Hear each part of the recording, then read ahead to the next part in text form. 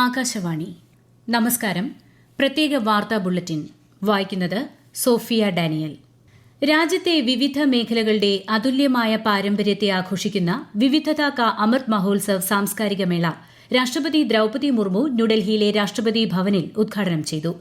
നാളെ മുതൽ ഞായറാഴ്ച വരെ രാവിലെ 10 മണി മുതൽ രാത്രി 8 മണി വരെ പൊതുജനങ്ങൾക്ക് മേള കാണാൻ സാധിക്കും.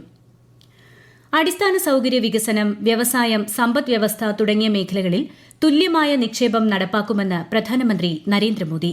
തൊഴിൽ മേഖലയുമായി ബന്ധപ്പെട്ട ബജറ്റാനന്തര വെബിനാറിൽ വീഡിയോ കോൺഫറൻസിംഗിലൂടെ പങ്കെടുക്കുകയായിരുന്നു അദ്ദേഹം. ആഗോള വിദഗ്ധരുടെ സഹായത്തോടെ രാജ്യത്തെ യുവജനങ്ങളെ ലോകോത്തര നിലവാരത്തിലെത്തിക്കാൻ ശ്രമങ്ങൾ നടക്കുന്നുണ്ടെന്നും പ്രധാനമന്ത്രി പറഞ്ഞു. കന്നുകാലികളുടെ ആരോഗ്യം മെച്ചപ്പെടുത്തുന്നതിനും രോഗപ്രതിരോധത്തിനുമായി 3880 കോടി രൂപ അനുവദിക്കാൻ കേന്ദ്ര മന്ത്രിസഭാ യോഗത്തിൽ തീരുമാനം. പശു ഔഷധിയുടെ കീഴിൽ കന്നുകാലികൾക്കായി ഗുണമേന്മയുള്ള മരുന്നുകൾ മിതമായ നിരക്കിൽ ലഭ്യമാക്കുമെന്നും കേന്ദ്രമന്ത്രി പറഞ്ഞു. സോൻപ്രയാഗ് മുതൽ കേദാർനാഥ് വരെയുള്ള റോപ്പ് വേ വികസനത്തിന് കേന്ദ്ര സർക്കാർ അനുമതി നൽകി. 12.9 കിലോമീറ്റർ നീളമുള്ള പദ്ധതിയുടെ ആകെ ചെലവ് 4000 കോടി രൂപയിലധികമാകുമെന്ന് കേന്ദ്ര വാർത്താവിതരണ പ്രക്ഷേപണ മന്ത്രി അശ്വിനി വൈഷ്ണവ് പറഞ്ഞു. ഹേമകുണ്ട് സാഹിബ് റോപ്പ് വേയും വികസിപ്പിക്കുമെന്ന് മന്ത്രി അറിയിച്ചു. 2730 കോടി രൂപയാണ് പദ്ധതിയുടെ ചെലവ് പ്രതീക്ഷിക്കുന്നത്. കേന്ദ്ര ന്യൂനപക്ഷകാര്യമന്ത്രി കിരൺ റിജിജു ഒരു ദിവസത്തെ സന്ദർശനത്തിനായി നാളെ കേരളത്തിലെത്തും. തിരുവനന്തപുരത്ത് പ്രധാൻമന്ത്രി ജൻ വികാസ് കാര്യക്രം പരിപാടിയുടെ അവലോകന യോഗത്തിൽ കേന്ദ്രമന്ത്രി പങ്കെടുക്കും. സിപിഐഎം സംസ്ഥാന സമ്മേളനത്തിന് നാളെ കൊല്ലത്ത് തുടക്കമാകും. സിപിഐഎം കോഓർഡിനേറ്ററും പോളിറ്റ് ബ്യൂറോ അംഗവുമായ പ്രകാശ് കാരാട്ട് സമ്മേളനം ഉദ്ഘാടനം ചെയ്യും. ഈ മാസം 9 വരെയാണ് സമ്മേളനം. ഈ മാസം 14 വരെ നീളുന്ന ആറ്റുകാൽ പൊങ്കാല മഹോത്സവത്തിന് ഇന്ന് തുടക്കമായി. കാപ്പുകെട്ട് ചടങ്ങിന് ശേഷം തോറ്റംപാട്ട് ആരംഭിച്ചു. ഈ മാസം 13-നാണ് ലോകപ്രശസ്തമായ ആറ്റുകാൽ പൊങ്കാല. ഏറ്റുമാനൂർ മഹാദേവ ക്ഷേത്രത്തിലെ ചരിത്ര പ്രസിദ്ധമായ 7:30 പൊന്നാന ദർശനം നാളെ. 8ാം ഉത്സവ ദിവസമായ നാളെ രാത്രി 12 മണിക്കാണ് ദർശനം. മഞ്ഞ, പിങ്ക് റേഷൻ കാർഡ് ഉടമകളുടെ KYC പൂർത്തീകരിക്കുന്നതിനായി കേന്ദ്രം അനുവദിച്ച സമയപരിധി ഈ മാസം 31-ന് അവസാനിക്കും.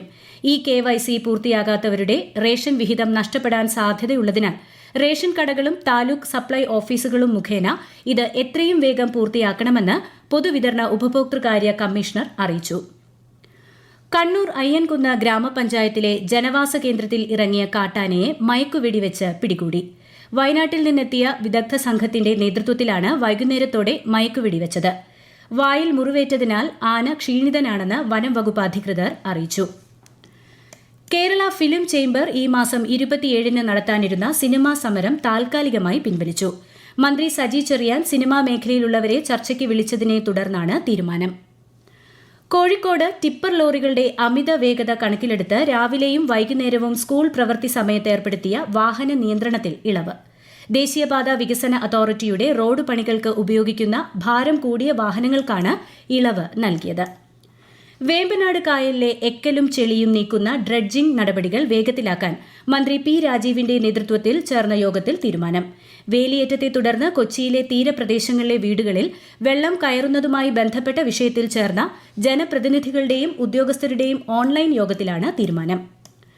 പട്ടികവർഗ വിഭാഗങ്ങളുടെ വികസനത്തിന് കാലാനുസൃതമായി കൂടുതൽ പദ്ധതികൾ ആവിഷ്കരിക്കുമെന്നും ഇതിനായി കൃത്യമായ നടപടികളുമായി സർക്കാർ മുന്നോട്ടു പോവുകയാണെന്നും മന്ത്രി OR കേളു തിരുവനന്തപുരത്ത് പട്ടികവർഗ മേഖലയിലെ സംഘടനാ പ്രതിനിധികളുമായുള്ള യോഗത്തിൽ അധ്യക്ഷത വഹിച്ച് സംസാരിക്കുകയായിരുന്നു മന്ത്രി. വയനാട് ഉരുൾപൊട്ടൽ ദുരന്ത ബാധിതരുടെ 385.87 ലക്ഷം രൂപയുടെ 207 വായ്പകൾ എഴുതിത്തള്ളുമെന്ന് കേരള ബാങ്ക്. റവന്യൂ വകുപ്പിൽ നിന്നും ലഭിച്ച കണക്കുകളുടെ അടിസ്ഥാനത്തിലാണ് തീരുമാനം.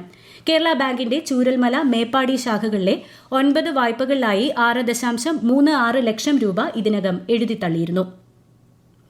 ജനങ്ങൾക്ക് താങ്ങാവുന്ന വിലയിൽ ഉയർന്ന നിലവാരമുള്ള മരുന്നുകൾ ലഭ്യമാക്കുക എന്നതാണ് ജൻ ഔഷധി കേന്ദ്രങ്ങളുടെ ലക്ഷ്യമെന്ന് നിതി ആയോഗ് അംഗം VK പോൾ. 2027 ആകുമ്പോഴേക്കും രാജ്യത്തെ ജൻ ഔഷധി കേന്ദ്രങ്ങൾ 25,000-ആയി ഉയർത്തുമെന്നും അദ്ദേഹം പറഞ്ഞു.